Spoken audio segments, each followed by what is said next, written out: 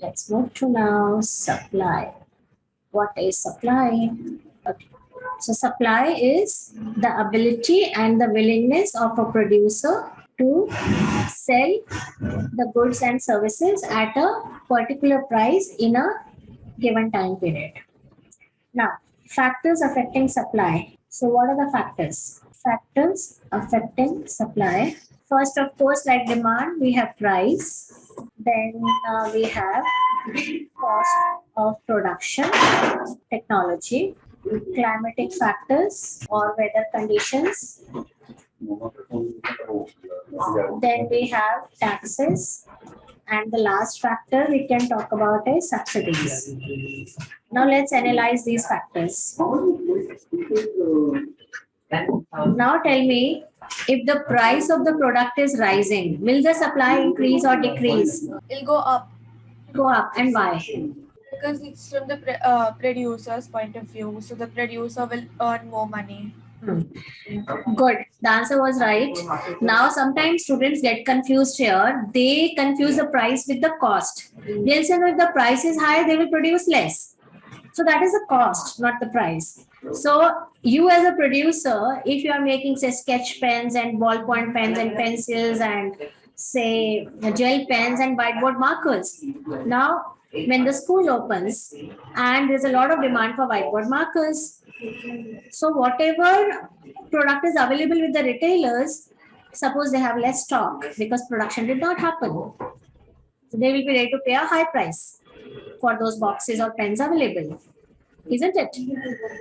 Schools would want to procure more whiteboard markers, but there is less stock there. So the price will keep on going up. The retailer will say, okay, the box is for 250 rupees for 10 pens, but right now I just have 4 in my stock.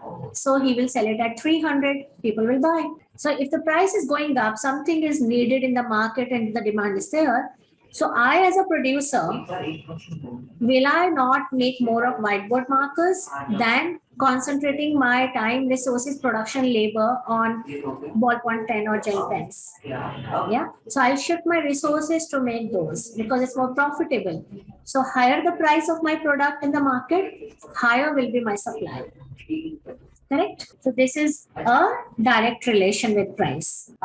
Now, cost of production. Cost of production is which include your resources, land, labor, capital. So if your cost of production is high, will you be able to produce more or less? Yes. Less. So supply will be less. So, but if your raw material is cheap, your labor has less wages, or your technology is cheaper, machinery is cheap, you'll be able to supply more. Now, technology, better technology, better machine, better capital equipment will help you supply more faster output. Climate. So this is for basically your agricultural products. If the climate is favorable for harvest, then the supply of those crops will be high. Now, coming to taxes. When we say about taxes, when we, in case of supply, in case of goods, we are talking about indirect tax. Later in the chapters, you will learn about direct tax and indirect tax. Okay. So when we talk about taxes, we are talking about taxes which the producer has to pay to the government, not the income tax here. When it comes to supply, they are not asking you on income tax. They are asking you on GST, sales tax, VAT, indirect tax, where the producer has to pay the tax to the government when they produce more units. So higher the taxes, what will be the impact on supply? Less or more? Less supply, because your cost of production will increase. And what is subsidy? Subsidies is an important question. Listen to this. Subsidies are grants given by I'll give you the definition because there is a full question that comes on it with diagram. We'll learn that in equilibrium chapter. So right now, understand what is subsidy. Subsidies are the grants given by the government to the producer to encourage them to supply more. They want them to supply more. So sometimes farmers don't have fertilizers. So the government give them either the fertilizer or at a very cheap rate, subsidized rate or free. Yeah, so they can supply. So certain industries which the government want to promote, they give them subsidies. So if that is given by the government, will the supply be high or more, high or low? Higher. Absolutely. Yes. Hi. So now you can note down these factors. Let's move to movement and shifts in supply. Now, movement and shifts in supply. Same like demand, what we learned just now, movement in supply will occur when there are changes in the price of a product. And shifts in supply will occur when there are changes in the non-price factors. Is supply curve downward sloping or upward sloping? Can you tell me? Downward sloping, it begins from the origin. Demand curve is downward sloping. It It's comes. upwards. Supply curve is upward sloping, and there is a reason to it. Because if you look at this price and quantity supplied, we know that higher the price, higher the supply. So if you plot those points, supply will increase. Lower the price, lower the supply. So P, P1 and P2, Q, Q1 and Q2. Labeling, of course, you will write in your notebook price on the y-axis and quantity supplied on the x-axis. Now let's look at the shifts S, S1 and S2. So movement happened due to changes in price and shifts happen due to changes in non-price factors. Again, like demand, when P increases to P2 to P1, quantity supplied increases from Q to Q1. This is known as expansion.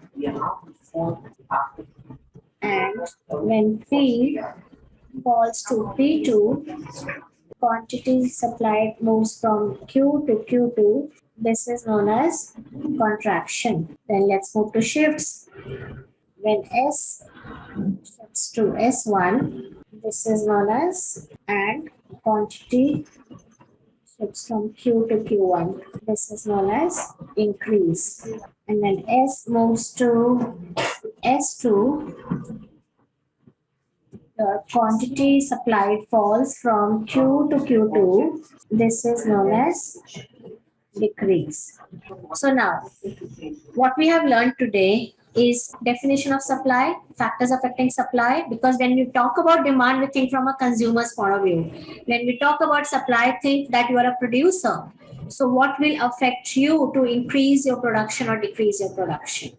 So if the price of a product is rising in the market from P to P1, you will supply more from Q to Q1. This is known as expansion of supply. And if the price is falling, naturally you will not be motivated to produce more. Why will you put in your time, efforts, and money into it? So your supply will also that year fall from Q to Q2. This is known as contraction of supply. Then we come to shifts in supply. The shift in the supply curve happens due to changes in the non-price factors like taxes, subsidies, cost of production, favorable or unfavorable climate. So tell me now, Khushi, if your supply curve is moving from S to S1, give me one reason for that. Subsidy is decreased. No. S to S1, we can see in the diagram it's increasing. So subsidy is given by the government to help producers to increase supply. So subsidy increases, hence you as a producer can increase your supply. It reduces your cost of production. So your quantity supplied will also increase from Q to Q1. Rihanna, give me a reason it moves from S to S2, backward or leftward. If the cost of production increases. Absolutely. So if your raw material has become expensive, if your labor is asking for high wages, if your capital equipment price has gone up or maintenance is gone up, rent has gone up, so your supply curve will shift towards the left. And hence your quantity supplied will move from Q to now Q2. This is known as decrease in supply. Yeah? Clear?